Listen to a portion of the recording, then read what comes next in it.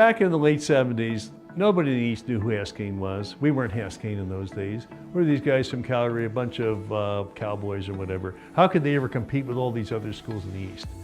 And so our faculty was underconfident, our students were underconfident. And so by putting ICBC in, we also saw that externally validated excellence was very important to the students, to the faculty, and to the recruiters. And then we built on that over the years. So it was the fall of 1978.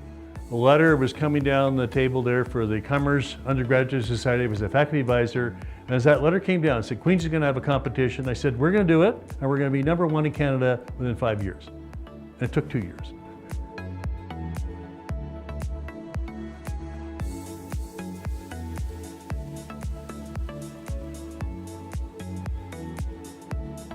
Particularly in the mid-'80s, the judges at Queen's saw how great our students were compared to all the other students in Canada. They saw they were not recruiting in Calgary. So that's how we got on Wall Street, Goldman Sachs, Salomon Brothers.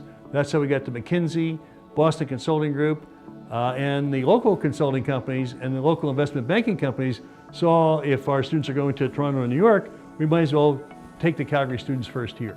So we started with ICBC, and then we got into lots of other competitions, and the students that compete in those other competitions, some of whom were in ICBC, realize that they can be that good and compete on a global stage. I enjoy most about taking students who think they're really good, have the potential but aren't sure. I got introduced to Dr. Bob here at the university through a round of golf. That kind of round of golf that kind of switched me over from the mentality of going to Queen's to staying home and coming to the University of Calgary. And I think, to me, it was one of the best choices I ever made because I got to participate and learn in a very kind of competitive environment at the same time, take that classroom knowledge and apply it in the most realistic scenarios you really could get while being at business school. Well, there's extra skills that you don't typically get in an undergraduate program because there's a lot more hours that are involved. Our students typically are spending another 120 hours. It counts as a course now, but it's all skill-based.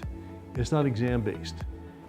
I think the most important experience that students can get from case competitions here at Haskayne is just being in a high-pressure environment before they kind of go out into the so-called the real world. I think kind of having that pressure, you kind of get to realize that, you know, you've learned a lot in school and you can apply that. So common misconception with a lot of students is, well, we're kind of only learning textbook stuff. But once you get thrown into a case competition, that's the knowledge you have to apply in a more stressful situation. And once you do that 3 or 4 times, you start to realize, I'm a lot smarter than I am. I can hold my own in the business world. At the end of the day, the students take all those skills and practices and they put them into their job. So they get a head start on the job, a head start on being a manager, a head start on being a vice president, a head start on being a director, a head start on having a career where they feel confident about themselves, they actually know what they're doing. The most proudest moment I ever had competing at ICBC was winning gold my final year in business policy. 1 year when I won bronze, second year being qualified for the finals. But I think progressing all the way up each year, kind of growing as a person, growing my knowledge, and then kind of working with my teammates, and it's kind of that pinnacle moment not only for ICBC but my university career as a whole.